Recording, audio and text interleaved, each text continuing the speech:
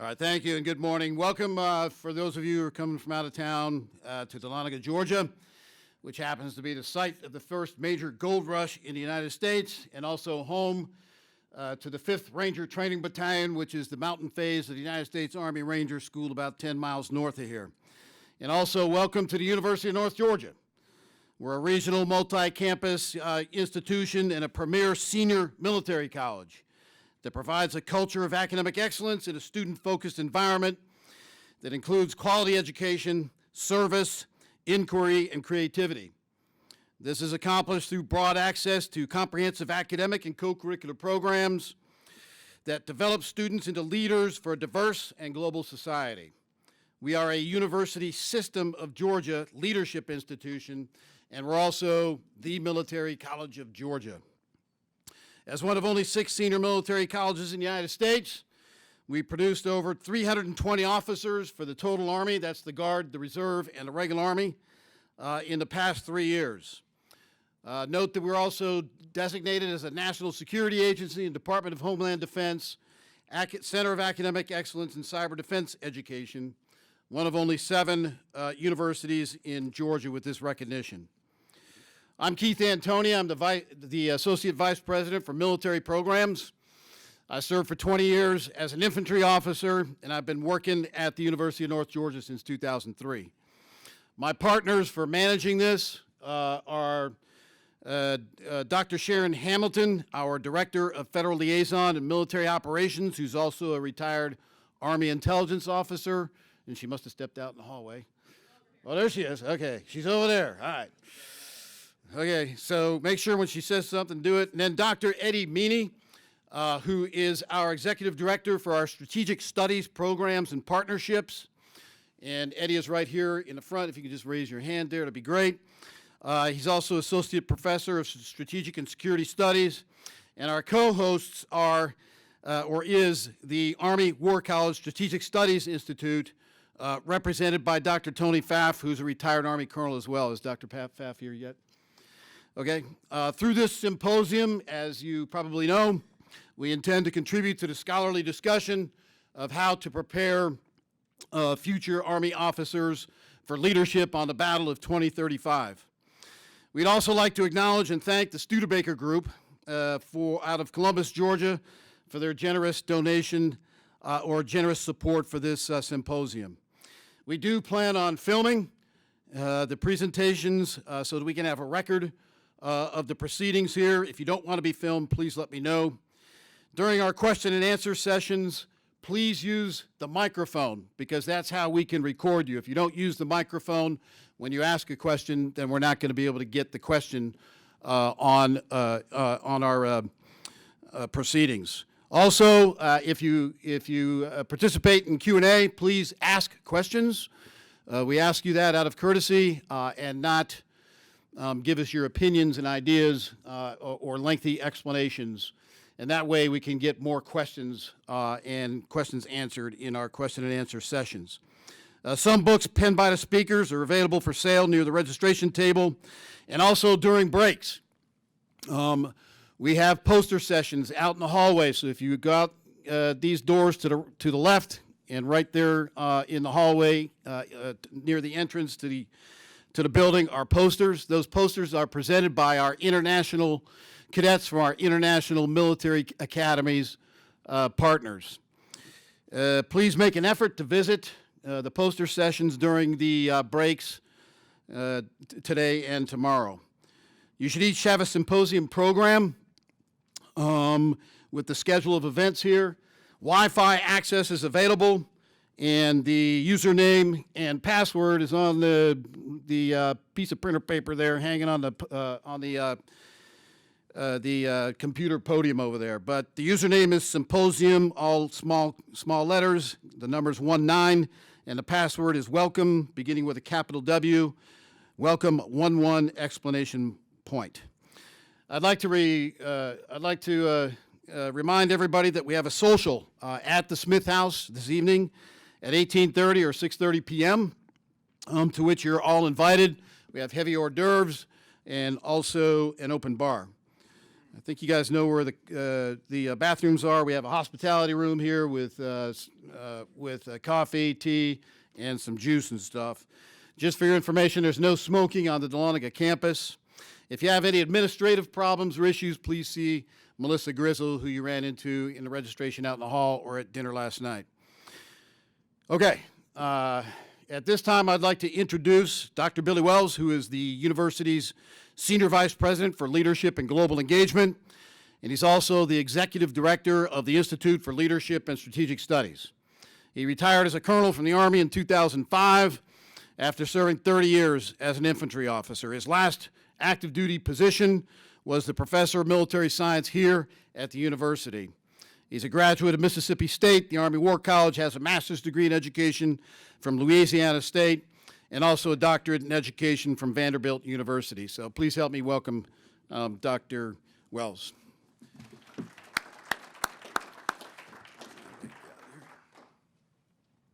Okay, so this is our fourth symposium, and we do this every year as part of the mission of the Institute for Leadership and Strategic Studies. Every year we choose a different topic. Last year it was the private military companies, and I have to tell you that was a very controversial subject, but also a very good one.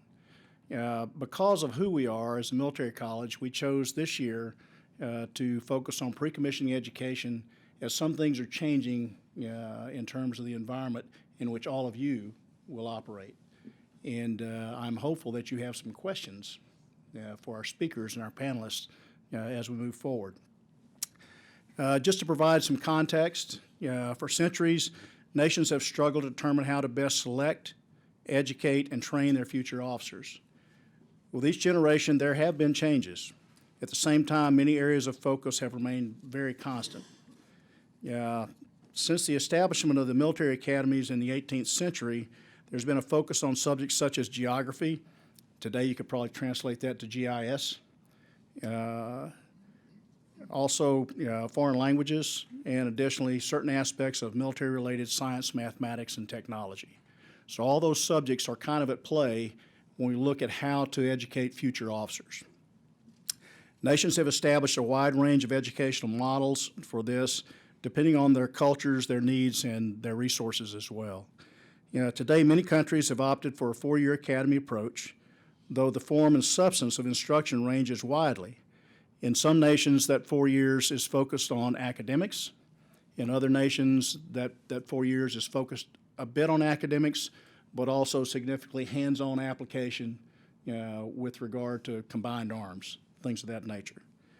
In a number of countries, including Korea and the Philippines, they have vibrant ROTC programs similar to what we have here to help fill the gap and make sure that we have they have sufficient officers.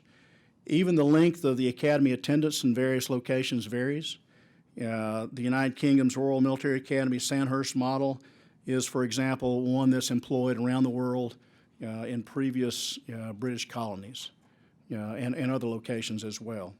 It's only about 1 year in length, and the securing of a degree, a baccalaureate degree, is dependent upon the university system there in those countries. So it's not a complete matchup. Yet in Britain, all officers must attend Sandhurst in order to get their commission.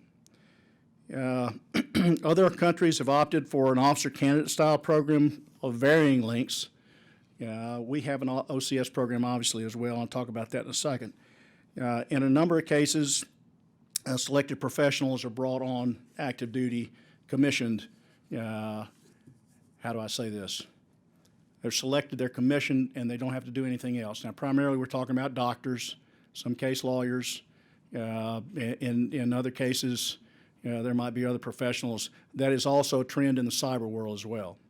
And I think that's going to play out in the next several years to see how that pans out. In the United States, we have a wide range of commissioning sources. Generally, the military academies are at the top of the list and highly competitive with regard to applicant acceptance. I think we, in the U.S., we all know that. Yet they can only produce, at least in the case of the Army, maybe about 20% of all commissionees that are going to go into the ground force. So our heavy reliance, and one of the reasons we wanted this topic, is because ROTC provides the majority of officers for the Army, and there's no denying that. Of this remaining 80%, about 10% of those are produced by 6 institutions out of, I think, 273, although that number varies day to day. And those are the 6 senior military colleges, of which we are one. So for us, this topic is extremely relevant, and we're very interested in the feedback from everyone during the conference or during the symposium. All that said, how should we be preparing these future officers? Certainly there are many of the fundamentals, and that's the reason I got Jeff Mellinger here. Many of the fundamentals are ageless, but some things have also changed. How should we not just adapt, but anticipate change in advance? It's a 4-year process to become an officer. So how do you make that process fit the future? How do you lay the baseline, the fundamentals, what's required to provide the foundation for a future officer, not just to be a lieutenant, but also through the years to become a field grade officer and perhaps in some cases a general officer. Those are at least 2 transitions that have to occur beyond lieutenants. And the education that you receive as a lieutenant or as a cadet should provide you a foundation for that. Do we accept the minimum ROTC curriculum as adequate to prepare a future officer, or should we require more? I got my own personal answer to that question. And the ROTC program obviously is a good start, but it requires more than that if you're going to develop the competencies required. Of critical importance to our discussions here is how will the age of artificial intelligence impact leadership development? I don't know the answer to that. I'm not sure any of us do, but I also believe that we can hash through some of that in the next day and a half and perhaps find some good ideas that we need to promote. Given the advancements in technology and biomedical science will and are in fact leading us into a future where embedded augmentation of potential super soldiers is becoming a reality, and given the ever-tightening cycle of innovation, and if you've been looking at, if you read military history and you think about it, there's a cycle of innovation, and now it gets tighter and faster and faster. And so how do we adapt the institutions that we have in order to provide the education we need as a foundation for our future officers? That is probably one of the most challenging questions we can talk about. Also, I would say the ethics of technology and war represent an ever-present and increasing conundrum of moral decisions. And I think those of you, if you've been studying this, you'll I think, agree with that. There are a whole bunch of things we need to look at. Ethical implications of technology applications to warfighting, especially artificial intelligence, are significant. Human application is one thing, especially with CRISPR technology, if you're familiar with that. A divergent human augmentation and genetic modification pathway can lead us into I'm going to go out on a limb, Sharon, just a little bit, to the classic Star Trek episode. You guys don't know about Star Trek, do you? Some of you do. Okay. There was an episode back when I was a young man called Space Seed, and it had to do with genetic augmentation and the advancement of essentially what was a super race. It can happen with this new technology, and we need to be aware of that. The other aspect is semi or fully autonomous artificial intelligent machines of war, and it's another danger if there's no person in the loop, human in the loop.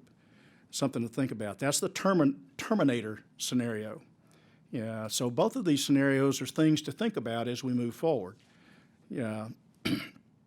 People with a lot greater intellect than this old infantry guy, have seen this danger. 4 years ago, Stephen Hawking and Elon Musk, among many other experts, signed an open letter on artificial intelligence and both the benefits and the exceptional dangers. Hawkins said, whereas the short-term impact of AI depends on who controls it, the long-term impact depends on whether it can be controlled at all. Something to think about. He had similar observations regarding human gene modification. Should you be interested, you can Google all this stuff and you can find it out. It's all open source. If you think income inequality is an issue, and that's been espoused by many, many people, including a number of politicians, just wait until some segments of the population can enhance themselves and their children, and others have no hope of doing so. So there are exceptional social issues associated with this as well. At the end of the day, there is a final question. What safeguards must we develop and embed to protect us, all of us, from the dangers of AI while reaping the potential benefits for all? At this point, we're focused on the implications of AI on battlefield leadership and preparing our junior leaders. But they will soon be more senior leaders, and they will be required to deal with the even greater and more challenging scenarios I've mentioned. Again, we're grateful for your participation, and I hope you'll find this symposium helpful to your own work, whatever that might be.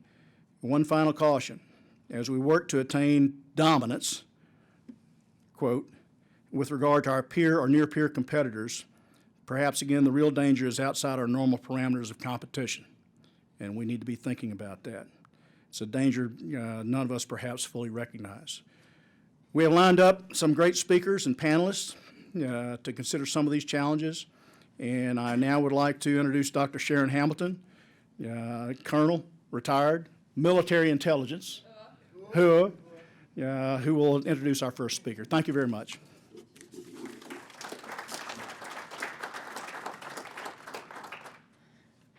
Good morning. Welcome to cold Dahlonega. So it's my pleasure to introduce our first speaker. I could use a piece of paper. I'm going to do that, but I've known him since 1991. So Chief Warrant Officer 3, Jerry Leverich, has served as the Director of Fusion and Assessments Directorate for the G2 Intelligence for the U.S. Army Training and Doctrine Command since March 2019. He has served in multiple intelligence positions within the G2 following his retirement from the Army in 2005. In his current capacity, he's responsible for providing intelligence and operational environment advice and considerations to a wide variety of analytic products for the TRADOC G2. Jerry and his team focus on the future operational environment. As such, they provide the Army and TRADOC multidisciplined intelligence assessments, briefings, and reports to support training, leadership development, doctrine, and concept development for the U.S. Army. Also, because of his extensive threat background, Jerry also served as a core member of the Army's Russia New Generation Warfare Study Team. During his Army career, Chief Leverich retired as a Senior All-Source Intelligence Warrant Officer after 22 years on active duty. During his military career, he held key intelligence assignments at the operational, joint, strategic, and tactical level, including the Defense Intelligence Agency, the Pentagon, and several embassies in Latin America. His overseas assignments include Korea, Germany, and Hawaii. He served in Operations Desert Shield, Desert Storm, Uphold Democracy, and he supported the Implementation Force, I-4, and the Stability Force, S-4, in Bosnia-Herzegovina, and supported Operation Enduring Freedom, Philippines. Jerry graduated from Excelsior University in 2007 with a Bachelor of Arts. He earned a Master of Science degree in 2009 from Redlands University, and he's a graduate of the advanced course at the Army Management Staff College. He's a mentor, he's a friend, he's an intelligence professional, and we look forward to Jerry telling us what's coming in the future.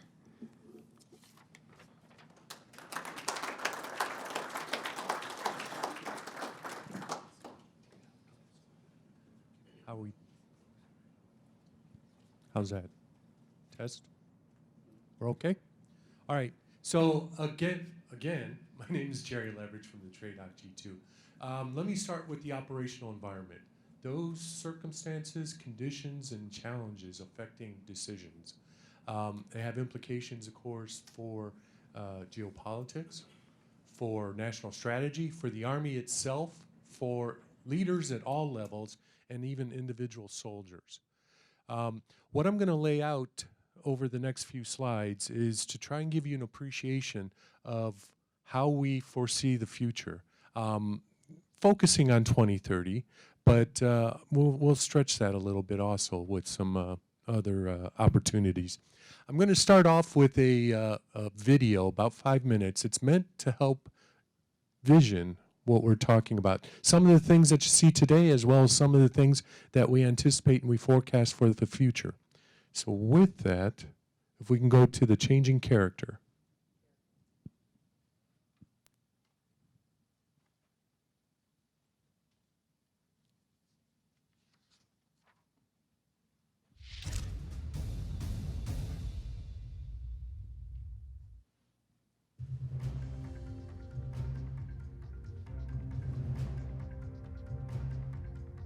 Today's U.S. military finds itself at a historical inflection point as trends across the diplomatic, information, military, and economic spheres rapidly transform all aspects of society, including future warfare.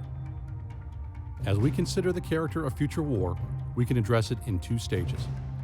The era of accelerated human progress, where our enemies use evolutionary technologies to challenge our forces. And the era of contested equality, where revolutionary technologies can dramatically change the character of warfare. Our understanding of the future OE must be continuously informed by analyses of the trends that shape the future. There are 12 trends we are tracking to stay ahead of the curve. All of these trends are constantly evolving, but are crucial to our understanding of the future OE. Robotics, unmanned systems with some degree of autonomy. Power generation and storage that is more efficient and economical. Technology, engineering, and manufacturing that delivers tailored on-demand products. Collective intelligence that leverages social media platforms. Increased level of human performance with physical and cognitive enhancements. Human-computer interaction that increases efficiency. Cyber and space that have emerged as warfighting domains. Artificial intelligence that enables more effective decision-making. Big data, an increasingly vital source of information and intelligence. Climate change and resource competition that increases the potential for conflict. Economic rebalancing and income disparity foster discontent and instability.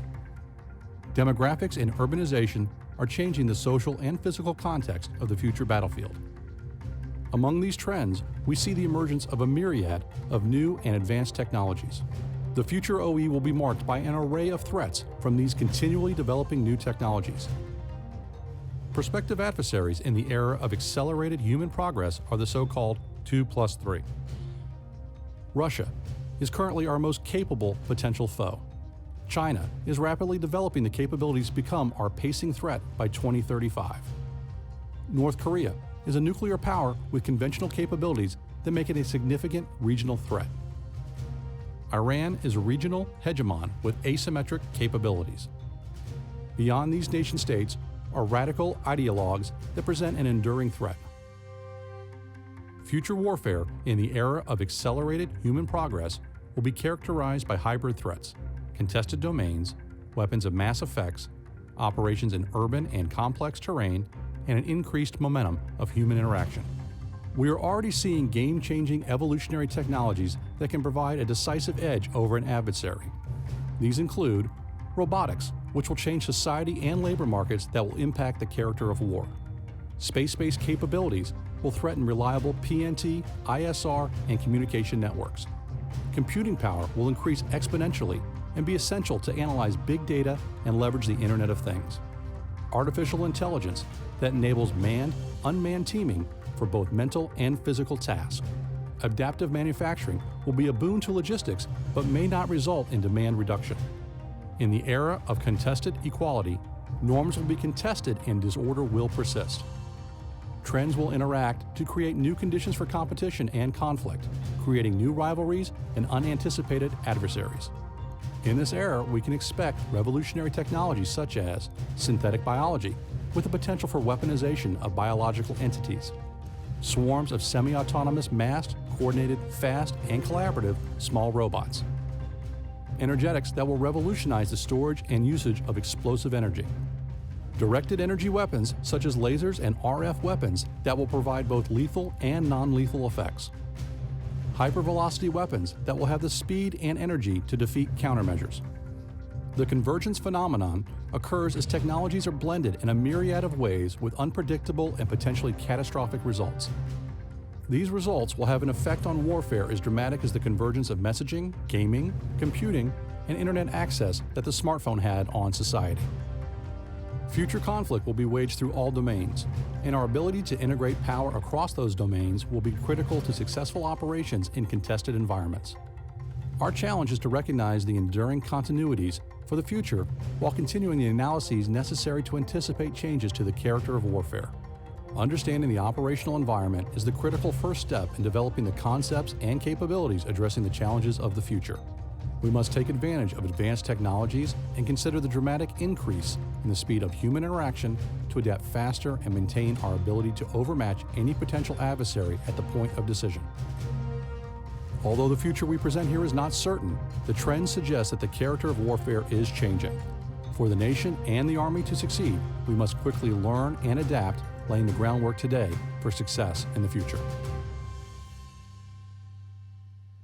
So not necessarily the nature changing, but the character is certainly changing.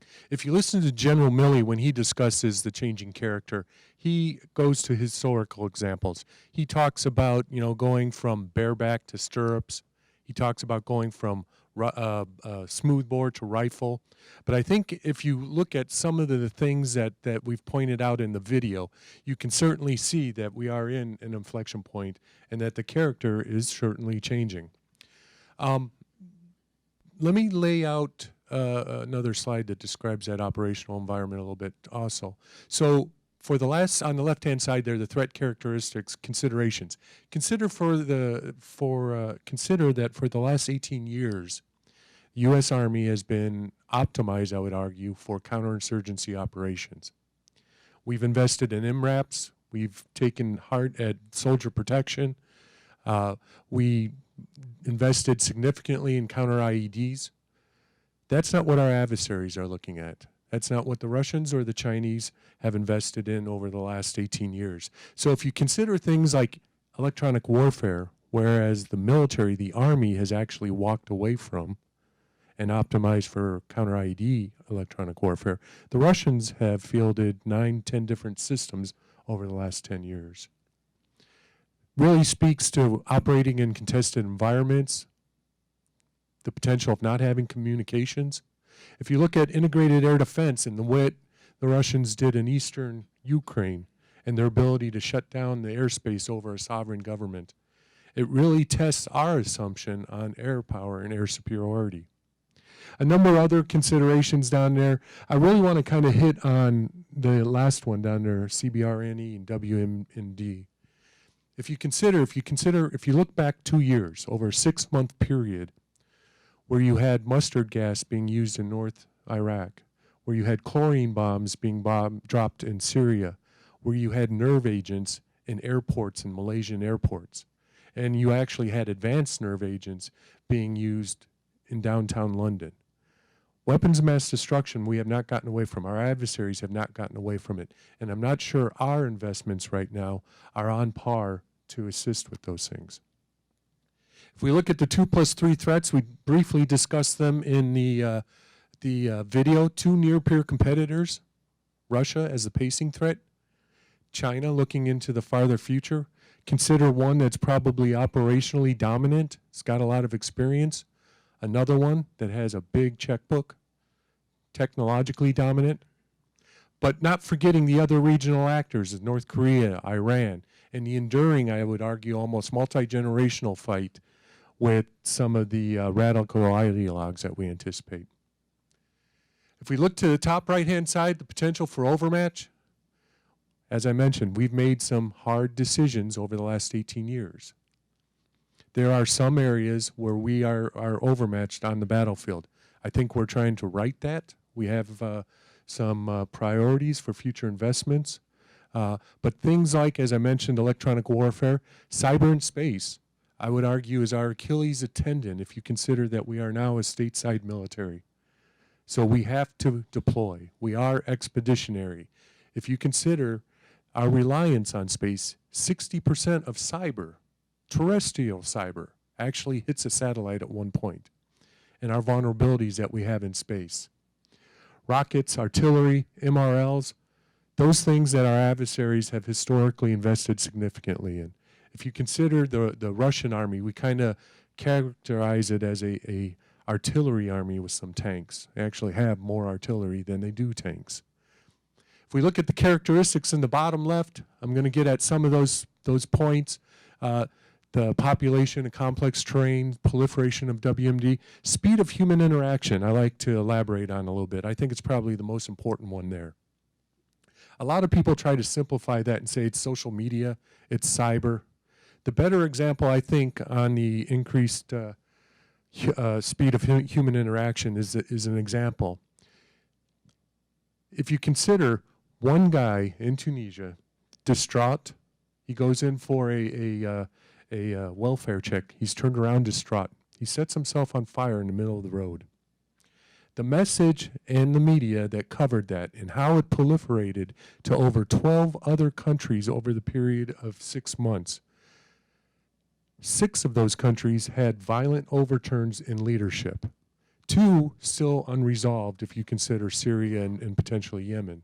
And what became the Arab Spring, I think, is a better example of the increase or the speed of human interaction, how that changes over time. Now take it to the next level. Had the military been required to respond to that, how fast could we have? If you consider what happened in Libya, I would say it's not very fast. On the bottom right, I already mentioned the idea of the fundamental changes. When you consider a number of those things that were actually talked about in the video, energetics, rail guns, power, laser weapons, truly we're at that inflection point now. If we could go, oh, I've got it here. You're awesome, thank you. So when I talk about the potential for overmatch, those areas at the top there, those things that we recognize, we either have a capacity issue, a range issue, or just a basic investment issue. Recognizing, the historical analogy is if you consider the Battle of Agincourt. If you're not familiar with that, the French knights, well invested in, spent years in training, had the best armor, confronted by the British longbowmen. They had a different kind of technology. They are also considered peasants, much of the British army. The knights of the French were actually reluctant to engage the peasants. And as that hesitation occurred, they rained down with that new technologies, those long bows, and decimated the French army. So culturally, we've got to be cognizant of some of our biases. We've had some significant success over the last 18 years. I would argue that the potential future fight is going to be very, very different. Taking that to the next level for our leaders, 18 years. Every lieutenant colonel and below is very good at COIN right now. Conventional, large-scale ground combat, I'm not sure we're there yet. If you look into the future with some of the investments that we see, staying cognizant of them so that we're not surprised like we were in Pearl Harbor. And into the right-hand side, if you consider contested over time, those things that we have to pay attention to so that we don't end up like Cornwallis at Yorktown, not anticipating that the French fleet would have success out at the Capes, and Cornwallis subsequently unable to be extracted from Yorktown, and what ended up happening there with the British losing their colony. So contested over time, using that analogy, but it's also adversaries adapt just like we do, in some cases faster. If we use a cyber weapon, and many times we have to be prepared to also defend against that cyber weapon, because once an adversary has it, they can reverse engineer it and use it against us. Next slide, please. I think there's a build on that. So looking out a little bit further, right around 2030, Intel community tends to have lesser confidence around that period, but I would offer some of our military senior leadership is now making decisions that will affect us in 2050. So going beyond a little bit on what the Intel community looks at and looking at some of those other considerations. So for example, climate change and resource competition. We look at the Arctic, And we talk about the natural resources there. But one of the significant things about the Arctic is the ice caps are, of course, melting. The Northwest Passage is opening and will become navigable. And what that means is that transportation between Europe and Asia will be reduced by over 7 weeks. That's a dramatic implication there. If you consider things like demographics and urbanization, probably the one clear science that's of these trends, where Asian populations are actually aging significantly. Oldest populations demographically in the world are the Japanese populations. Its subsequent implications for the military is still to be considered.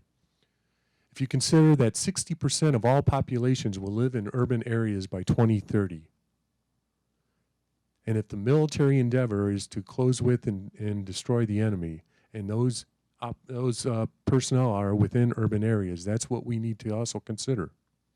The days of bypassing cities, I think, are long past. But other challenges, if you look at megacities, cities with populations of over 10 million people, how does a military operate in that? Do they operate in that? Cyber and space, as I mentioned earlier, artificial intelligence. It was alluded to earlier about Elon Musk and Stephen Hawking's comments. But let me also lay out some other considerations. If you look at the United Nations Convention that recently got together with multiple representatives looking at artificial intelligence and its military implications, Elon Musk actually got up there and mentioned that artificial intelligence was more dangerous than nuclear weapons. 4 of the members wanted to outlaw the use of artificial intelligence in conventions. What was really interesting was the Russian perspective. Because artificial intelligence is so heavily tied to cyber and code, the Russian perspective is, if I wrote it, if a human wrote the code, then there's still a man in the loop. So different perspectives, and then think about things ethically. I would offer up that air defense weapons right now actually have a man on the loop because the system is so automated. Big data. We're in a period of big data right now. If you consider in the late 90s, 85% of all data was captured on pencil and paper. 95% of all data today is captured electronically. What we lack are the algorithms to make sense of it. If we go to the next slide, please. So to give you another visualization, this, and in setting up this video, we took this to the Chief of Staff of the Army a couple years ago. His charter to us was tell us what 2050 looks like. So this video is going to walk us to 2050. But what we tried to do is, that's 2050 at that point, 34 years in the future. What we tried to do is consider, okay, 34 years in the future. Let's look 34 years in the past. Because 34 years in the past, the Chief of Staff of the Army was a lieutenant, just like today's lieutenant potentially will be the Chief of Staff of the Army in 2050. Take that the next level, though. The soldiers of 2050 won't be born for another 14 years. And as I mentioned early on, we're already making decisions and investments that will affect that time period. So 34 years in the past, 34 years in the future, a small break, and then I have a conceptual Russian consideration of how they look at the future. So with that.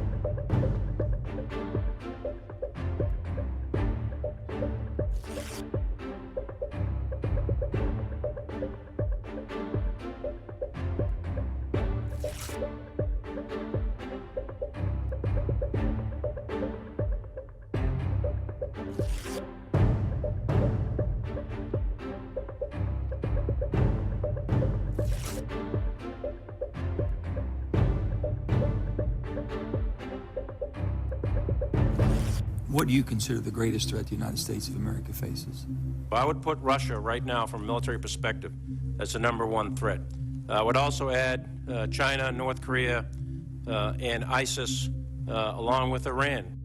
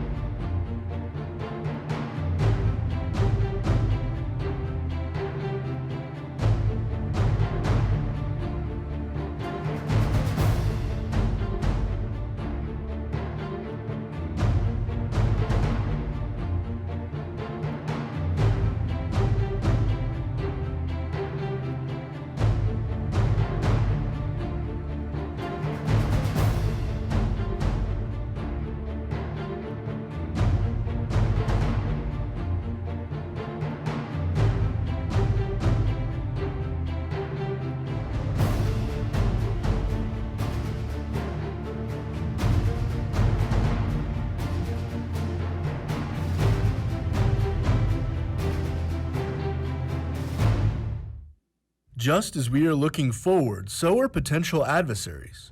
Russia is aggressively exploring remote combat operations. Here is a Russian simulation of their future combat unmanned ground vehicles operating in a contested urban environment.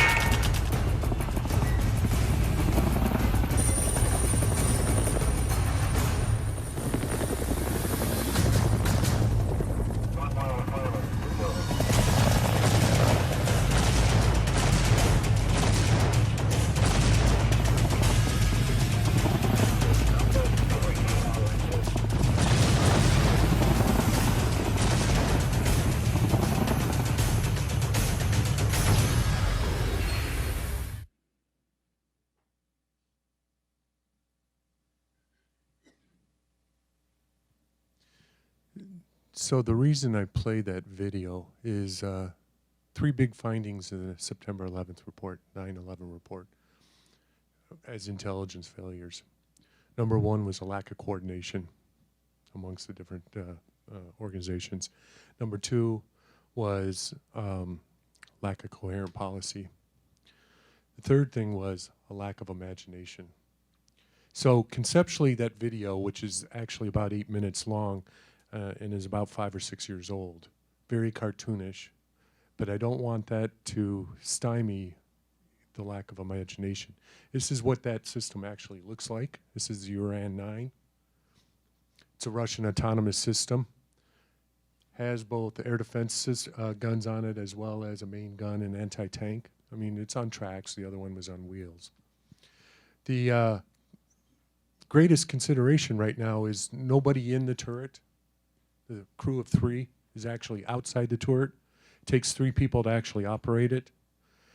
I would offer that with the advent of artificial intelligence and a number of other technology advancements, the significance of this grows more when that crew of 3 can now control 10 or 100 of these simultaneously. So, lack of imagination. Let's go to the next slide, please. This is actually my last slide. It tries in a single slide to capture what I started off with the video. I will offer up most of these things we've talked about: super empowered individuals, contested in all domains, increased lethality, robotics, artificial intelligence, operations among populations, increased speed of human interaction, events and action constantly co-evolving. What's really important to highlight on this particular slide, though, is the underlined aspects of it, because that's actually the senior military leader in the Army reinforcing those ideas. So that's my last slide. I'm very glad to be here.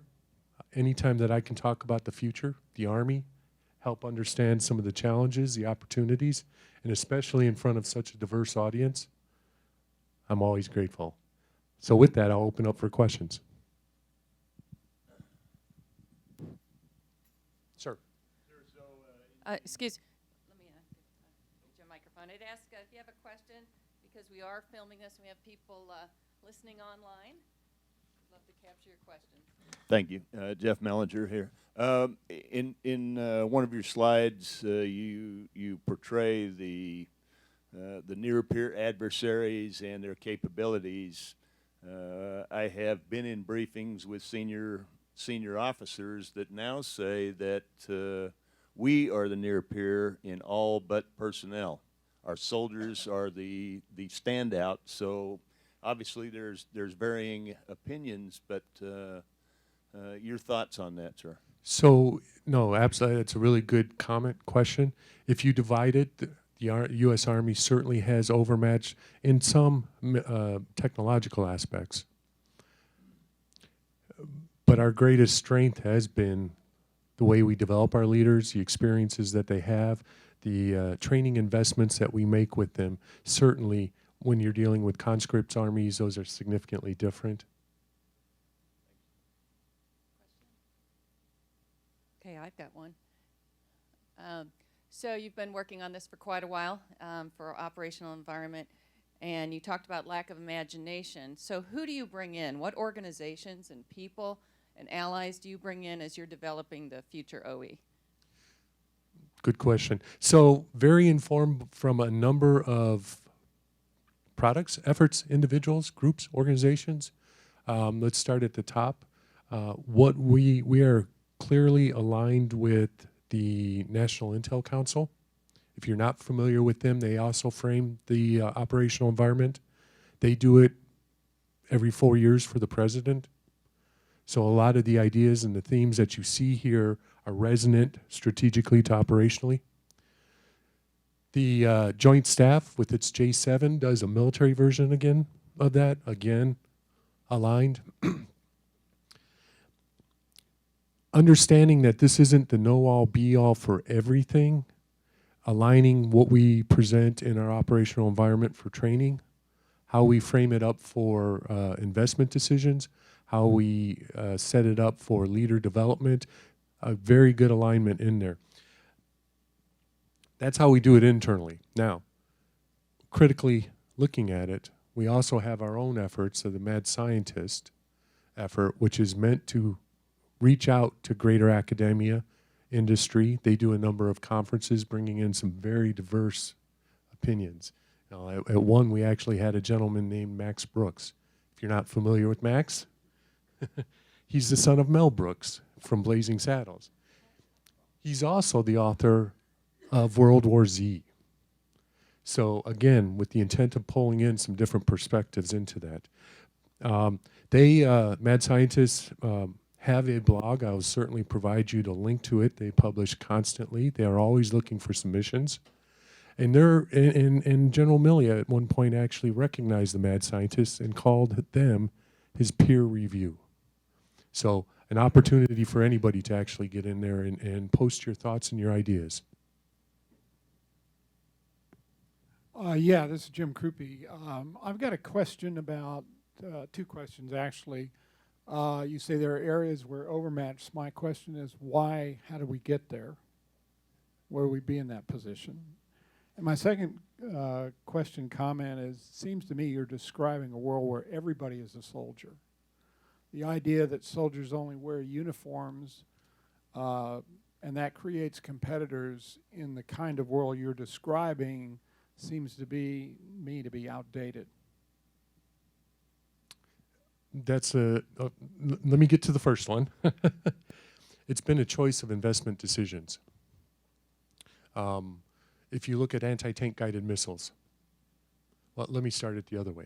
The M1A1 Abrams tank, or the M1 Abrams tank, is still the best tank out there. There's no ifs, ands, or buts.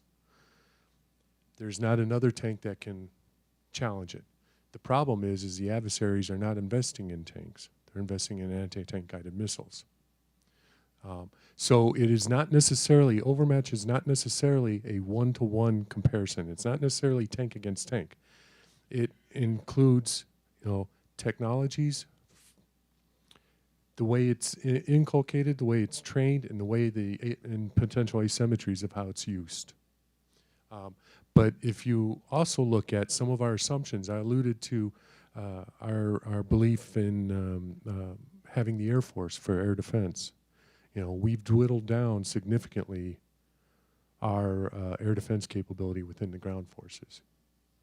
I actually showed that to the former chief, and at the end of it, he said, this was one of the most scary things that he's ever seen, in that we had to make some decisions. We optimized for a different type of fight, and there was cost associated with that.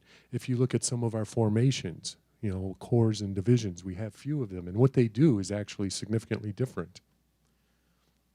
If you look at the experience, again, alluding to 18 years of COIN.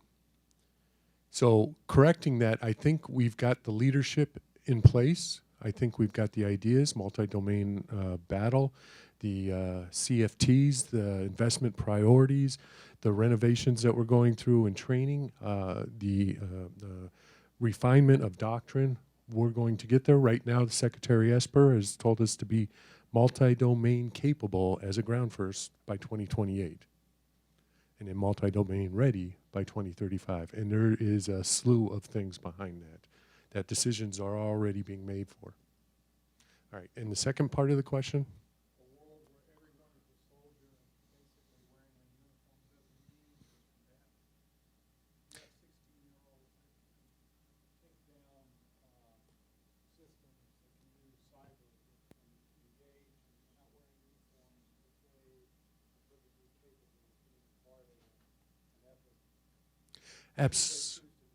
Absolutely. So the super empowered individual is not a misnomer, and age is irrelevant. How they're weaponized. I will also offer up, society and governments. The Chinese last year passed a law requiring all Chinese citizens to be responsive to their government. What that means, if you have a Chinese citizen in the United States and the Chinese government says, tell me what you're studying, you've now introduced a vulnerability. Yes, sir. Yeah, I'm a prisoner of my own experience as an infantry guy, and so I think at the tactical level more so than the operational or strategic. One of the things that I see from your presentation, traditionally Sun Tzu and others have said, bad plan to attack cities. But what I see you saying is with automation and artificial intelligence and the ability of soldiers to control multiple platforms, that dynamic might no longer be correct. I'm not sure it has changed. Okay. That's what I'm trying to posture. That's my concern, because it eats infantry. Right. And with, consider our force at 980,000? Our whole force couldn't operate in Lagos, which has a population of 10 million people. So that doesn't mean that we just altogether bypass them, I think. I think we have to look at ways to affect those populations. It may not be physically on the ground. Hi, Jeannie Nash. You talked about climate change and the Arctic and how it will impact travel. I understand that Russia is building a military base up there as well, and I was just curious, where do we stand on that, if anything? No, that's a good one. I can't necessarily speak to where we're going. All right, Russia has the existence of proximity when it deals with the Arctic. They have 40 different icebreakers up there. They're investing in nuclear-powered icebreakers. In some cases, I would offer up that it actually opens up a contention between us and our allies, with Canada and some of the Scandinavian countries, NATO allies.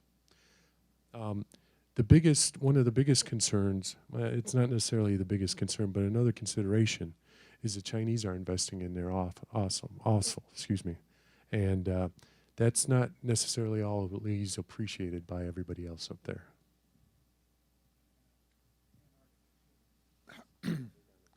Hi, Charlie Dunlap from Duke. Really fascinating discussion. How do you think we should try to distinguish between the good ideas and the bad ideas? This is what I'm thinking of. You know, when the French in the late 19th century went with this idea of the new school and that capital ships were, you know, out of date and weren't, and so they missed the whole aircraft carrier. And the French Navy has never been the same because they listened to, quote, the young people, and they changed their whole way of looking at the world. Do you have any thoughts on how we might filter these ideas? Because, you know, commitments need to be made that will be hard to change. Any guideposts for picking, you know, the wheat from the chaff, I guess? Wow, that's a really good question. I would offer up we shouldn't always forget our past. I was just reading history book on the way out here on the Chosin Reservoir and the first Marines that were out there. More than 3 battalions of those Marines actually went to basic training on the ships as they were moving out. So I guess my point is there is tremendous opportunities, and technology will assist in a lot of opportunities, but we can't always be wedded just to that because, you know, the old compass is still valuable when you don't have GPS. Okay, we have time for one more question. Hi, Josh Bowen. How do you see, I guess, private sector, global organizations potentially influencing the future OE or the changing characteristics of warfare? So that another interesting one. So interestingly enough, the largest security corporation in Somalia is Coca-Cola. They have to defend themselves. And if you consider the Wagner Corporation and its exploits in eastern Syria, they certainly have, and even if you consider Microsoft and its award of the Edge contract, technology in these particular cases actually commercial technology driving the government, which is flip to the way we've historically thought about things. Militaries drove, or government investments drove technologies. That's changing now, and I think there's a lot of implications throughout that. But just those 3 examples I give you as potentials.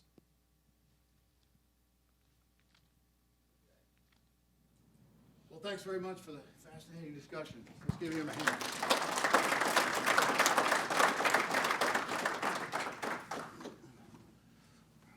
All right, so Jerry, I don't know how big your Tradoshan office is, but we have a little something for you. And thanks so much for an extremely interesting presentation and discussion. And so what we have for you is basically, if I can open it up, something for your wall, which is an expression of gratitude from us for your service and also for your attendance here today. Thank you so much.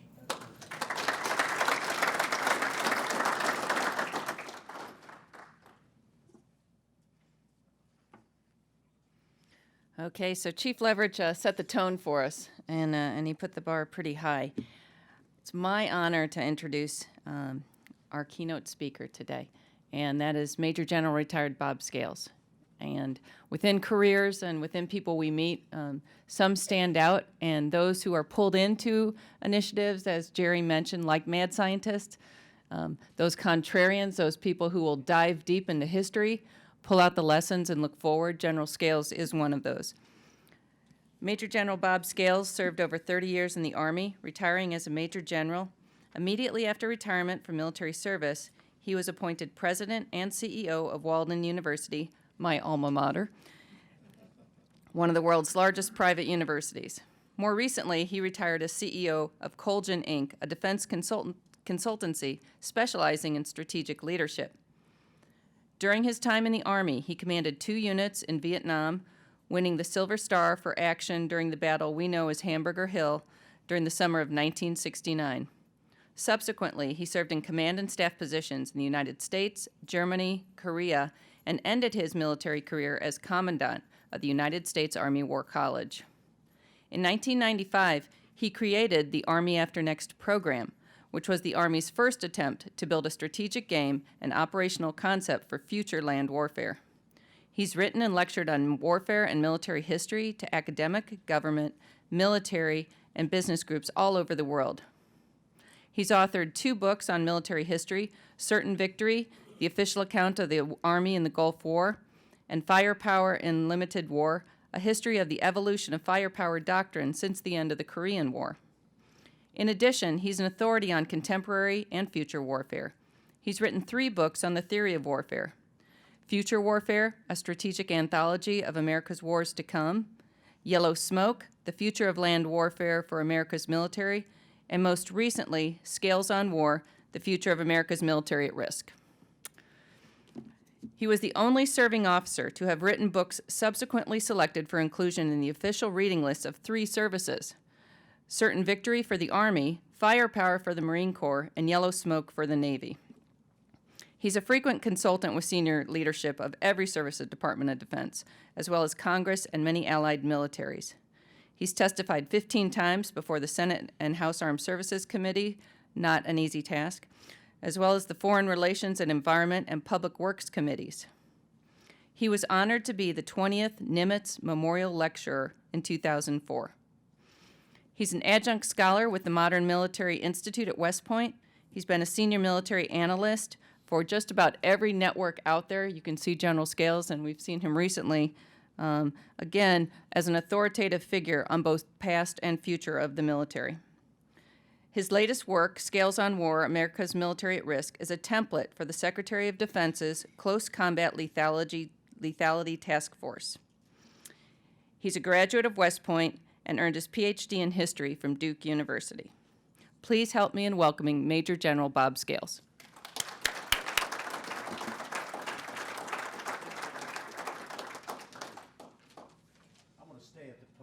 I normally walk around, but I'll stay at the podium here so you can record what I'm going to say. This is the second time I've been back to Dahlonega. Last time I was here was exactly 53 years ago this month.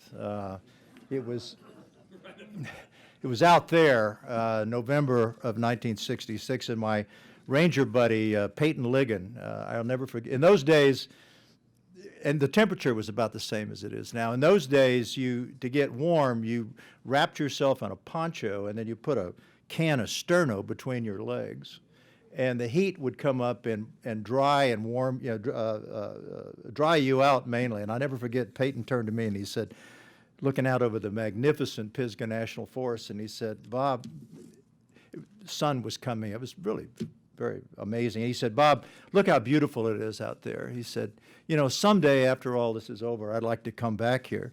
And I said, "Peyton, there's not a goddamn chance in hell I'll ever come back to this place." Well, I'm a lot warmer and drier now, so I guess it's okay.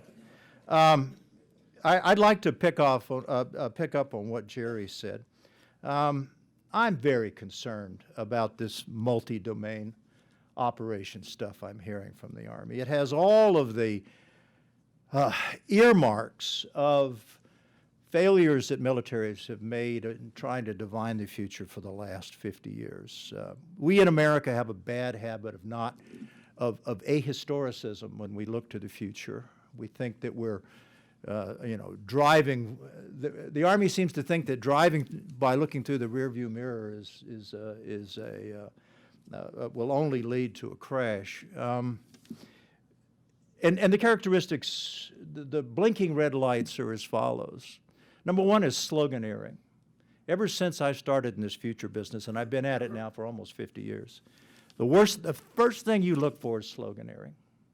It's a run down the list. gosh, net-centric warfare, effects-based operations, air-sea battle, blah, blah, blah. Somebody comes up with some phrase, next thing you know, there's an office in the Pentagon, and pretty soon, furrowed-browed colonels are running around with papers under their arms, and then you realize that it's just all smoke and mirrors. The second thing is the opinions of the senior officer present. We saw this in France in the interwar period. I'll talk about that in a minute. But the pronouncements of a senior officer who has absolutely no concept of future war or past wars for that thing, all of a sudden becomes, first of all, the process is it becomes codified because that's what the senior officer said. Next thing you know, it becomes a loyalty test. Whereas if you don't use the word multi-domain warfare, then you are disloyal and therefore not a team player. And I could go on, but the bottom line is that somebody needs to raise the red flag, and I'm doing that, not just here, but as I travel around the country. You know, the elements of warfare, winning in war, are fairly simple. Number one is numbers. God is on the side of the big battalions. Number two is geography. Whether you own, what did Bismarck once say? He says, America's lucky they have Canada to the north, Mexico to the south, on either coast, fish. So we're a protected species in many ways. And the third is technology. Jerry just talked about that very eloquently. And last, we have doctrine, or concepts and doctrine. The process is vision, concepts, and doctrine.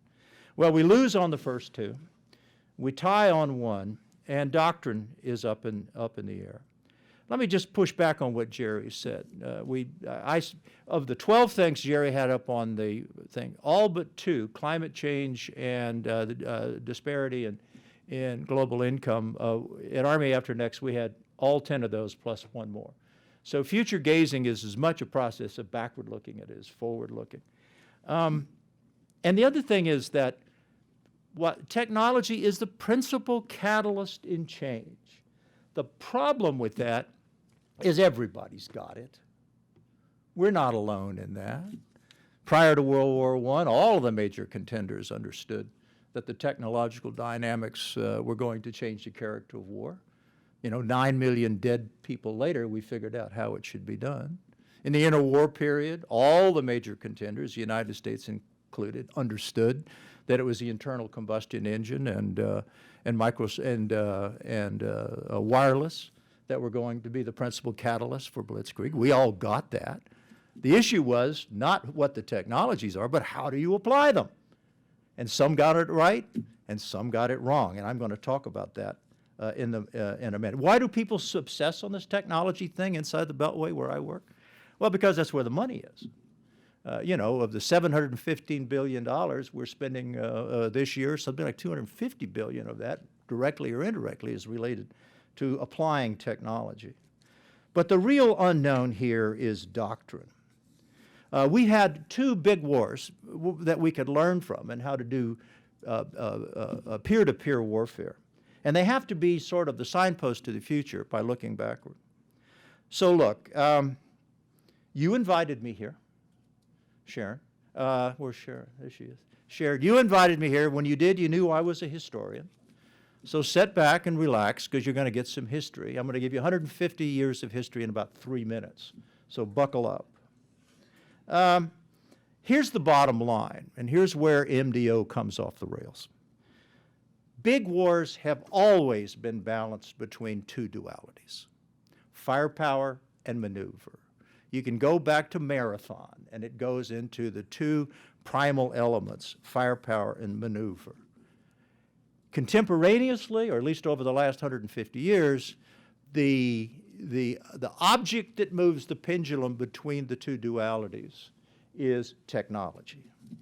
Here's the bottom line. The three elements of firepower, range, lethality, and precision. If firepower is dominant, the battlefield favors the defensive. Maneuver consists of two elements, speed and agility. If maneuver is dominant, then the battlefield favors the offensive. Here's the history lesson. The first precision revolution between 1861 and 1914 was induced by the invention of smokeless powder, the small bore rifle, the machine gun, quick firing artillery, mines, the telegraph, and the railroad. We all know that. We've all studied our history. But the bottom line is the first precision revolution pushed the art of war towards the defensive. Why? Well, you've increased the range of artillery a factor of 10.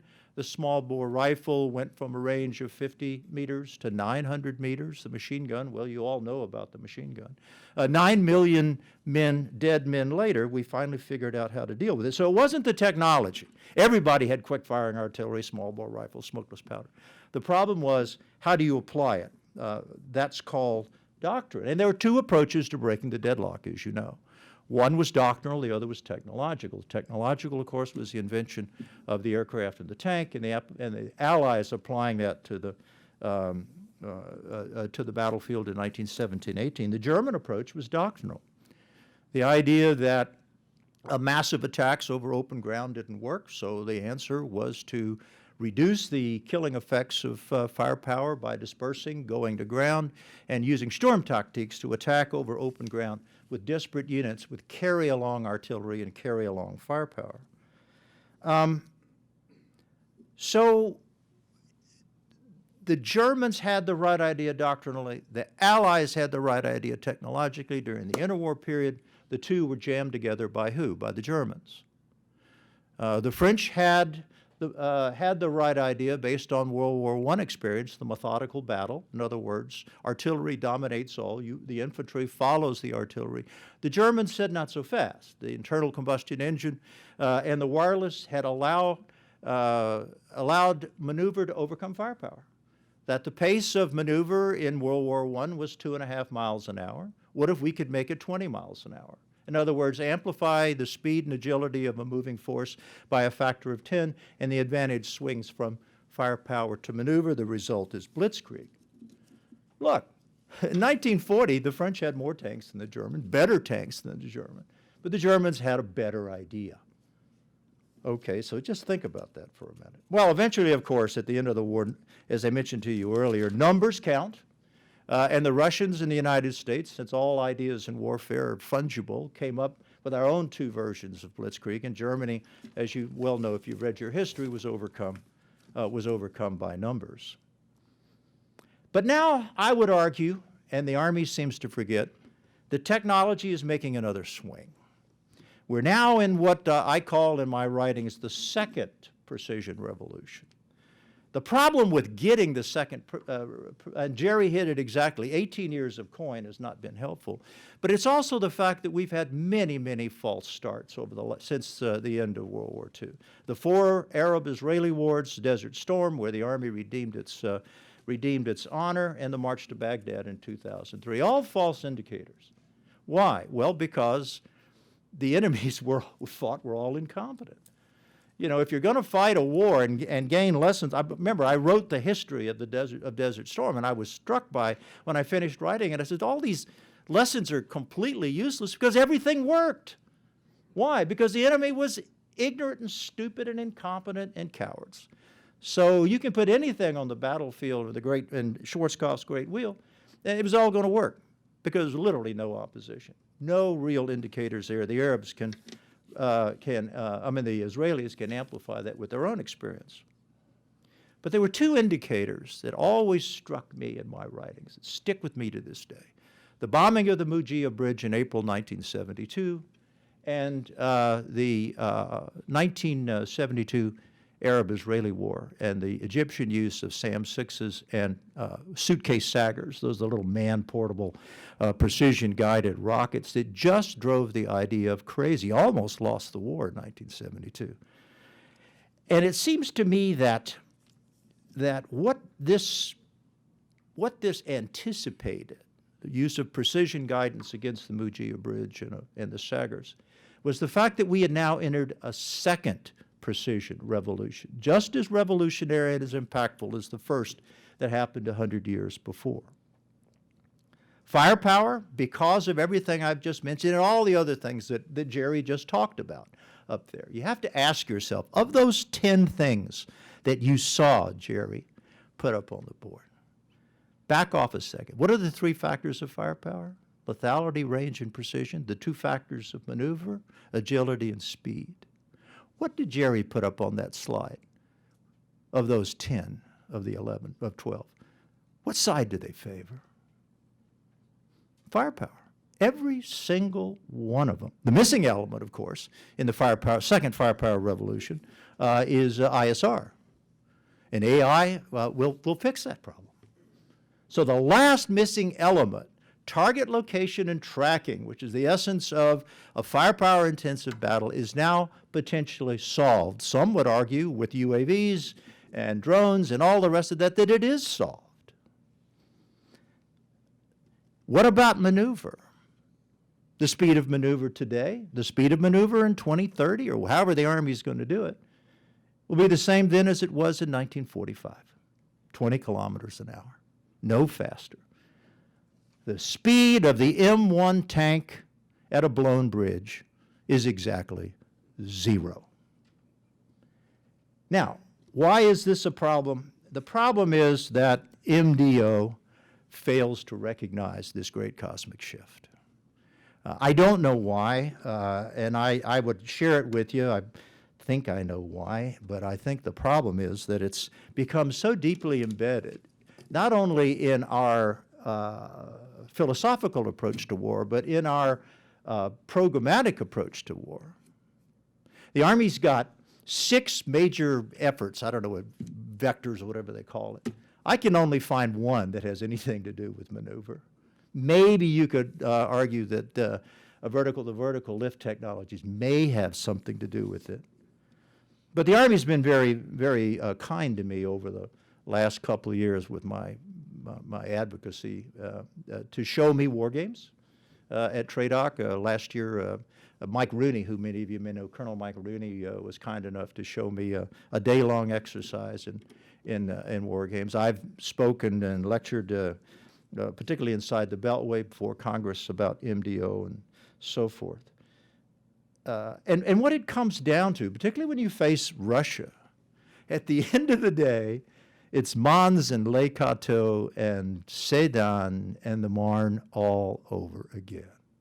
It's 2 cosmic clashes of 2 heavily mechanized armored forces slamming into each other and attriting each other over a long period of time with precision killing power. On the Russian side, it's artillery and ballistic missiles. On the Army's and on the American side, it's principally air power, at least for now.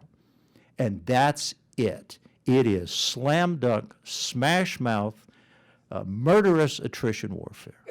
Now, Russia and China, dare I say, are sensitive to casualties, but we are hypersensitive to casualties.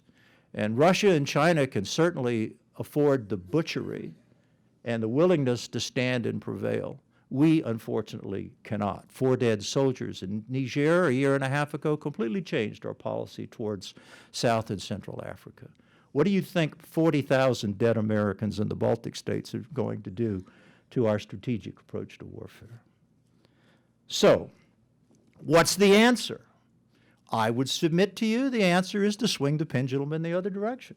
Russia is fine with attrition warfare. Their whole army is built around artillery, as Jerry said, and artillery is what?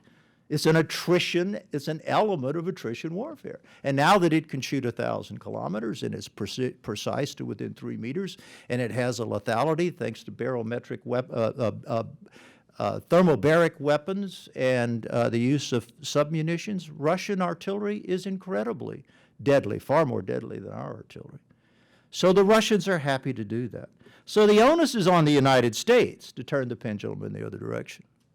How would a war really play out in the Baltics instead of the stuff that you see coming out of TRADOC? Let me tell you what's going to happen. God forbid we should do this, but if we face each other off, there'll be no urban warfare. Think of this. With the Russians having dominance in firepower, cities, instead of being fearful for the United States, are actually our savior. Because cities are sanctuaries, aren't they? Firepower sanctuaries, always have been, since the days of Napoleon. So we may be the ones in cities, not the Russians. Why? To survive Russia's firepower strike. War of the future will consist of an enormous strike-counter-strike operation that may last days, weeks, perhaps months, where the two sides beat each other to death. Then they'll slam into each other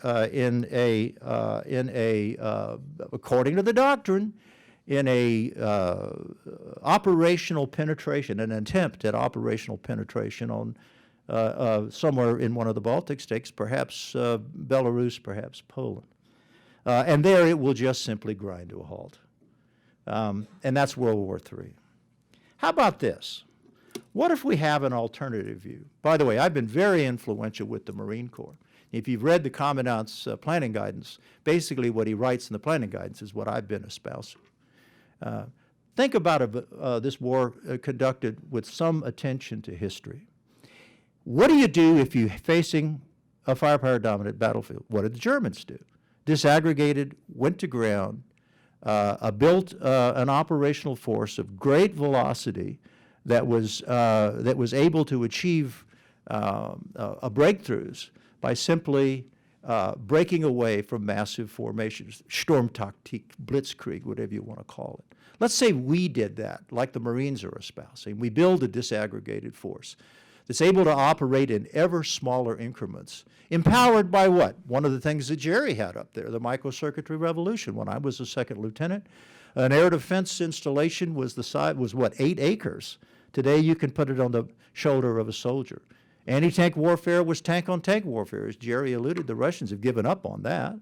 Their view is put it on an infantryman's shoulder. Anti-aircraft artillery, what is it now?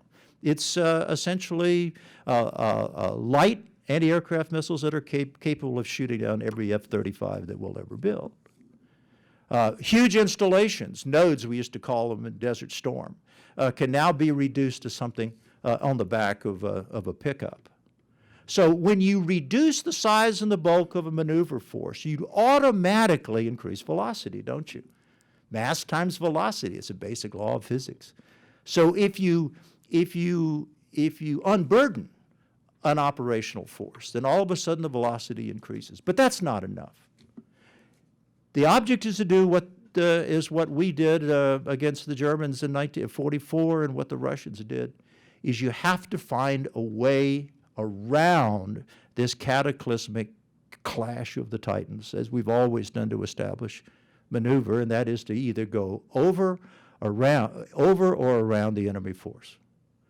Now, we're still moving at 20 kilometers an hour. I would argue 0 kilometers an hour. The only way to do that is to go up. And all 7 military function in the Army today has an aerial dimension to it. Every single one. Firepower, maneuver, logistics, intelligence, command and control, you name it, all have a vertical. And the key takeaway from all that is that if the vast majority of that in the future will be unmanned. So the old problem of fearing the Russians' IAD is off the table because that's not a threat anymore. The Russians have given up on air-to-air combat. They can't compete. You know how many stealth fighters Russia has? 0. Because they have very few. The bottom line is they've given up on that. Their view of dominance is from the ground. And by the way, they could well be right. I don't know. We must be able to increase the velocity of maneuver from something around 20 kilometers an hour to 200 kilometers or more. We must find a way to lighten the arm. You know what the weight of an armored division is? It's 110,000 tons. Think of that. 110,000 tons is what an armored division. How are you going to move 110,000 tons through the Masurian lakes in Lithuania? You can't do it. Maybe you could in the wintertime, I don't know. But the Russians aren't going to attack in the wintertime. It's not their advantage. So you have to lighten the force. When we did Army After Next, 25 years ago, we managed to build down the Army's operational maneuver force to about 28,000 tons. Not there yet, but that was with 1990s technology. Today, with the internet and with this, with this damn thing, I get it out of my pocket here, and you know what I'm trying to do. With this thing, God knows, we could probably reduce it somewhere south of 20,000 tons. If you can do that, you automatically triple the velocity of an operational maneuver force. So you do what the Germans did in 1939. You find the Russians' vulnerable center of gravity, which of course is, and I believe, their command and control. You take it down. The two principal instruments for taking it down would be cyber, mainly to use cyber and to use our dominance in the air. And at the end of the day, the ground war in 2035 will be won not on the ground but in the air. My good friend Charlie Dunlop back there, of course, is smiling when I say that. But thank you, Charlie. But ultimately, whoever wins the cyber war will then win the air war, and whoever wins the air war will win the ground war. But if you don't win the first two, you lose. And we are far less able to lose than our Russian and Chinese opponents. What's the Army doing about what I've just said? Well, virtually nothing. Because now we have a mantra, and the general officers are saying that if you're not an advocate of multi-domain warfare, then you are disloyal. By the way, I love this analogy. I remember reading about General Gamelin, who was the head of the French Army in 1939-40, when certain reformers in the French Army, Charles de Gaulle being among them, were arguing for an independent armored counterattack force to cover the gap between the Maginot Line and the Dial defenses in Belgium. And he absolutely shot them down and refused to authorize promotion for Colonel de Gaulle because of his disloyalty. I'm sorry, but dare I say it, I'm beginning to see the same thing now.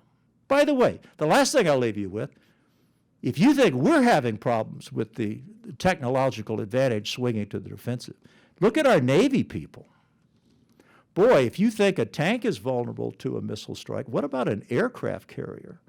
What happens when that boy flips over in the North Pacific with 6,000 souls aboard? That's two 9/11s in one 110,000 ton ship. So the Navy is having, and that's why I think in many, and I'll end with this, that's one of the reasons why I think the Marines are so progressive.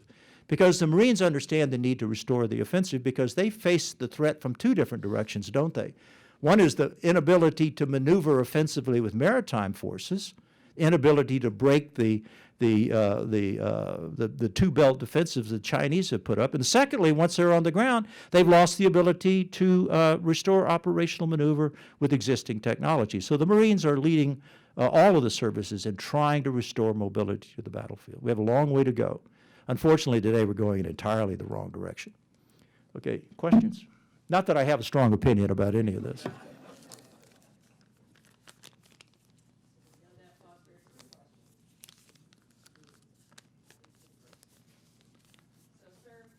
I'll start out.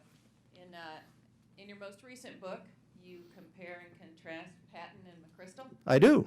And so, based on your comments today, have we embraced Patton once again? Yes. And ignoring McChrystal? Yes. Yes. Stanley McChrystal, by the way, he doesn't like me very much because the book I wrote, I mean, it was complimentary, but Stan has this huge ego, and so he and I have argued in public forums several times. But McChrystal is really the archetype soldier of the future. Patton is the soldier of the past. McChrystal is one who advocates that it's what's in the soldier, not on the soldier. He advocates for a disaggregated, distributed battle. He is a proponent of building elite forces who are able to operate in small aggregations and not subject to strike and counterstrike. His ability to embrace and use modern electronic technology is without precedent, a game changer in Iraq and Afghanistan. And also his approach to leadership, which is to decentralize and disaggregate and push down all elements of combat, not just, and what are we doing in the Army? What are we building? Divisions and corps. Jesus, Patton is smiling in his grave. But that's, it's 1940 all over again. We're trying to resurrect Patton just as the French tried to resurrect Foch. And I'm afraid we're going in the wrong direction. Yeah, I would argue that Stan McChrystal, have you ever read his book about Team of Teams? read that book again carefully and look at it through the lens of future warfare, and you'll see that Stanley's got it right. That's why we fired him. Yeah. Hi, Charlie. I'm pushing the Air Force, Charlie. Well, I'm glad you finally admitted it. I've always been concerned. Bob, what are your thoughts about two things? One was raised before, the weaponization of the masses of the public, and how our military force is going to deal with an Arab Spring, because you can see an adversary that is going, human shields on steroids. And then secondly, are you concerned at all, and this is a real question, whether there could be some kind of technical development that obviates the value of technology on the battlefield, like an EMP kind of weapon, and how should we deal with that catastrophic? By the way, 20 years ago, Charlie, when he had long black hair, and I went at each other. Charlie was the advocate for the Air Force's halt strategy and other things, Rebecca Grant and Charlie, and I was the guy saying, no, it's about the soldier. And then, of course, when 9/11 came along, the world realized that I was right and Charlie was wrong. But let me say something good about Bob. You might not even remember this, Bob, but you're the one that really gave me the audience at the Army War College years and years ago on the idea of the new absolutist war, that war is going to be more political and causing. So you've always been, let me say this publicly, you've always been on the cutting edge. Well, thanks, so Charlie. that's why right now, this moment, I will listen to you, but I'm also going to be ordering your book. So you damn, all of you need to look. My grandson wants to go to Harvard. Every damn one of you needs to buy this book. Okay. It's $2.30 a book. We'll be selling that book here. We have that book here, sir. Hey, so you'll be great. doing That's some terrific. signing. Let me answer the first question. I don't think it matters as much in pure warfare as it does. I think there's a couple of the questions when Jerry was talking also kind of piqued my interest, because I don't think war of the masses is going to. I do think sadly, I think when we go mano a mano with the Russians, whenever we do that, or the Chinese, it'll turn into a major conflagration, where things that we have long forgotten, like the mobilization of the nation, conscription, the psychological preparation for sacrifice, all those things that our nation experienced in the 2 world wars will be back on us. And I don't think anybody will really give a damn about some dude in the back alley in Mogadishu. Same thing with subterranean war. I think that's a dead end. Same thing with mega cities. We're not going to look at where we fight, and there's no mega cities there. I think the Marines are wrong in that.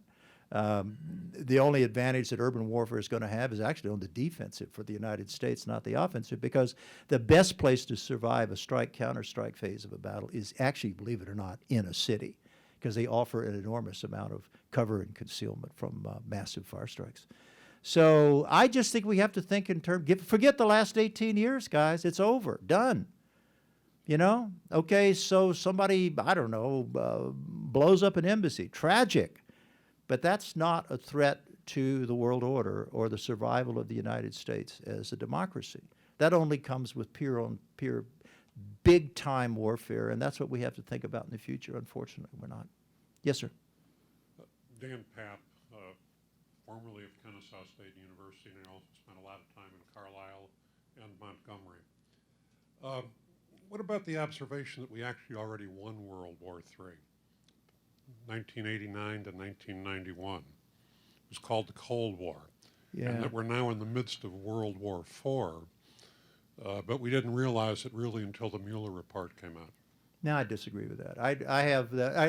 There's a good friend of mine in Ohio State, and I can't remember his name, Mearsham Center, and I wrote an article, it was called World War IV. And my view was the First World War was a chemist war, the Second World War was a technologist war, the Third World War was an information war. To your point, we won it through information. And World War IV, I said, is going to be the human and social war, where human beings and the development of the human factor, human domain, or what we call it now, is going to be the make weight. And I believe that's true. If I had more time, I'd talk more about that. I think the ultimate defeat of Russia by us and China, if it comes to that, is going to be the quality of the way we harness the human dimension. No, I don't buy that. I think that's a bunch of hooah. Look, be careful when you listen to all this crap coming out of the Beltway. If it's tied to money, if it's an idea, a concept that's tied to money, it's probably wrong. Because the motive is not defense of the nation, the motive of Lockheed Martin, Raytheon, and so forth. I learned that when I was the guy that forced the Army to buy a new rifle. It took me 2.5 years and pissing everybody off in the Army. By the way, now the Army has determined that it's their idea, and they're very proud of the 3 new rifles we've developed. But it was all because of money. Lockheed Martin doesn't have a rifle division, so why should we care? So be careful about the cost of something determining its value in future warfare. I would argue with you that it's almost inverse. And oh, by the way, if you think you have a great idea, to Charlie's point, if you think you have a great technological idea that will change the course of war in terms of warfare technology, chances are the enemy's already got it. It's a wash. Anybody else? Sir, Yeah. Jim Solomon, got a question for you. Loved your book. How do you attract the type of people that you talk about that you're going to filter through to have that fighting force? That's a great question. First of all, I don't think we need to attract people. I think the military pyramid is pretty steep. I'm not worried about that. I am worried about picking the right people. That's the issue. And unfortunately, the military educational system is bankrupt and also broken. First of all, our system is incredibly ahistorical. It just makes me weep. You know, the only reason I stayed in the Army after Vietnam, half my class got out in I'm the class of 66, the famous class of 66. The only reason I stayed was Major Jack Woodmansee, my history professor in history of the military art in the 1960s, lit me up on studying my profession. I've been doing it now for 56 years. What did West Point do? They cut the military history program in half and got rid of it. I got to tell you, I took physics and chemistry and math and social science. I don't remember a goddamn thing of any of that. But I have a 6,000 book library at home. And I have that because of the inspiration I got in studying my profession. You know, beating Navy and making the Forbes top 10 public universities is important. But I've always thought that the purpose of education is to induce young men and women to stay in the profession and serve to term. And the other problem is that what we're seeing now is the educational system is too diffuse. The purpose of an educational system is to educate, but it's also to select the best and the brightest. Therefore, it must be attributable, and it must have standards for progression. Otherwise, you pick people on manner of performance. And you can't do that, certainly not in the NCO Corps, which is what I've studied most, but the Officer Corps as well. Today, we pick generals based on performance as a company commander. That's wrong. There is no correlation, zero correlation between tactical excellence and strategic acumen. They are unrelated. It's like taking a baker and turning him into a nuclear scientist. The two are unrelated, and yet that's what we do. Because there's no accountability and there's no attribution in our people. You can educate people I spent 18 years of my 35 years in the Army as an educator. You can do this till the end, but unless you have a way to grind off the Tommy Frankses of the world, we're going to continue to produce them in the future and think that we have a well-educated military. We don't. There has to be attribution. There have to be consequences for not being very bright or very imaginative or very creative, or for that matter, good leaders. And the educational system needs to be the way that you do that. Unfortunately, today, we don't.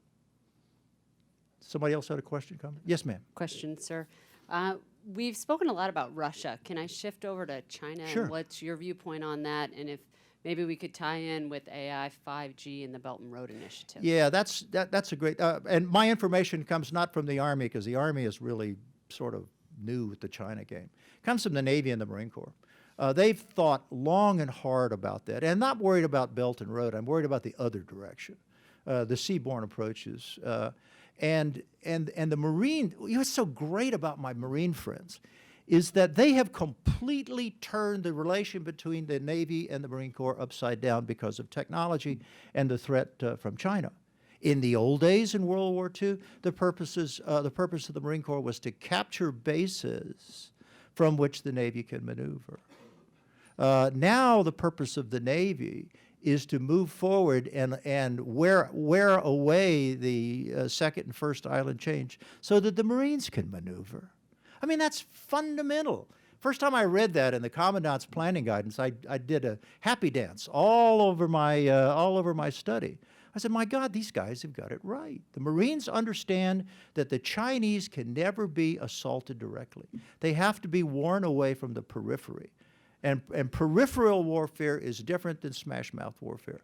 The problem is that the Navy is burdened by the fact that they have too many large platforms that are too expensive, too manpower intensive, and therefore they can't maneuver close enough to be a threat. So it's this new symbiosis between land power and sea power and air power that the Marines are starting to develop, which is so exciting for me. The V-22, their version of the F-35B, their heavy lift helicopter initiatives, aerial maneuver, dispersed distributed warfare. Look at their doctrine and you can see everything that I've been writing about for the last 20 years deeply embedded in their philosophy. The Army could learn from that. Sir, one more. We have time for one more question, and it'll come from over here. Thank you. I've enjoyed your presentation. The question I have, it seems to me that one of the things that underpins everything you're saying is that we, let's use the Army, don't know where, don't know how, don't know when, don't know why to engage. Why is that? And what do we have to do with our training to change that? Oh, that's a great question. Well, first of all, I think the strategic initiative is not on our side. I think it rests with the enemy, the Chinese and the Russians. They'll be, whatever happens, God forbid, in the future, they'll be the ones to initiate. So in that sense, the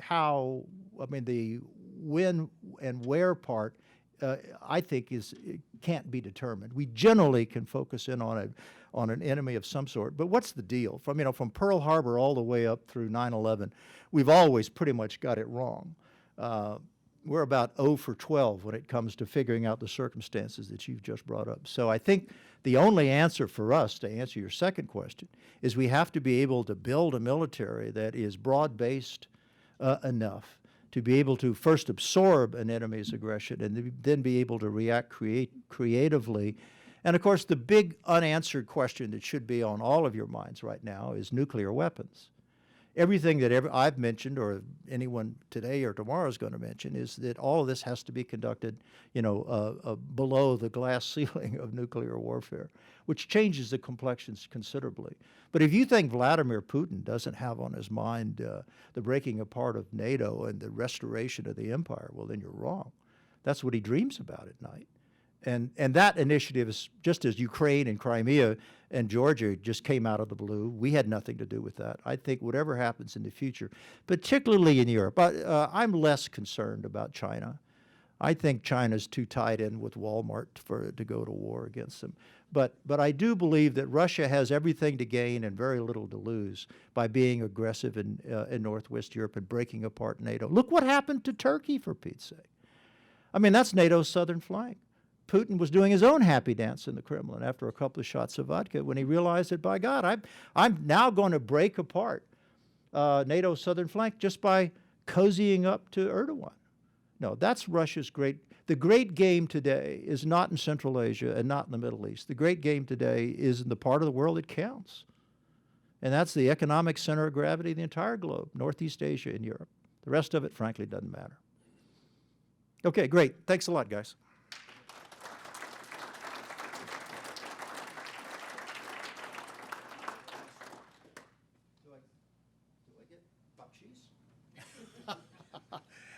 I got to tell you that, as I said, I am a prisoner of my own experience, and so for 3 years, I did penance as a doctor in life entry school. And there's a lot of stuff that you said. The only thing is you maneuver, firepower, other part to me is communicate. Oh, great. Move, shoot, and communicate. But communicates, facilitates. Exactly. Exactly. Well, you've already seen what this looks like. That's really cool.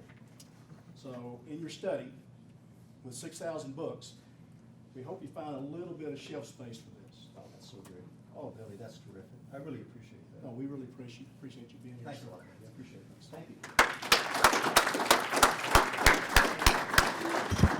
Okay, so stay put for a couple of more minutes. I need to indulge you for 5 more minutes. So what we're going to do is ask a few of our international cadets to stand up here, introduce themselves, and just give a brief 1-minute summary of their poster sessions out in the hallway. And then we're going to take a 25-minute break. At 10:30, we'll reassemble sharp. 10:30 sharp, we'll reassemble with the panel discussion. And we'll need all of the panelists and the moderator to meet up here right after the international cadets get done making their presentations, okay? All right, so let's have, are you the first one? Okay, don't be nervous.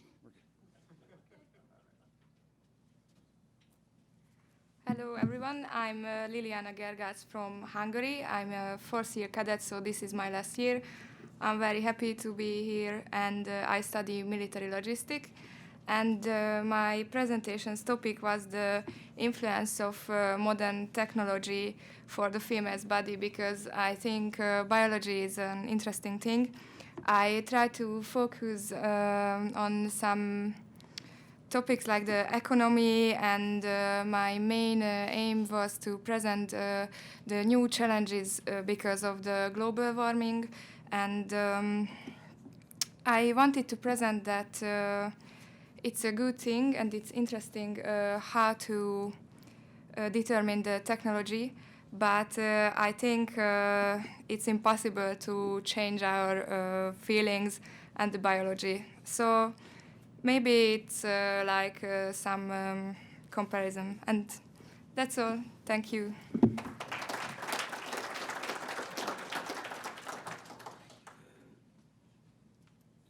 Good morning, ladies and gentlemen. I am Kadet Kemski from Polish Military University of Land Forces. It's located in Wrocław. I am at my last 5th year. As a civilian subject, I am studying management. Military branch, my military branch is reconnaissance intelligence. By my topic, by my poster, I would like to put the light on the fact that in the future wars, the technology won't be the only most important fact that we should expand nowadays, but that's also a human possibilities and human characteristics, and also the area that future leaders should be educated right now.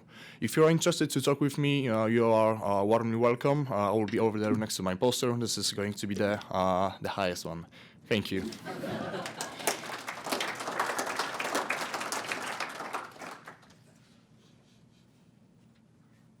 Hello everyone, I'm Maria Meradze from Georgia. I'm on my last year cadet in National Defense Academy. My poster is about the drones and the Project X project. It's about DARPA's Project X that eliminates the fog of war, which is really a problem on the battlefield. And this technology with their drones, it will eliminate this fog of war. This poster will be about this. Thank you.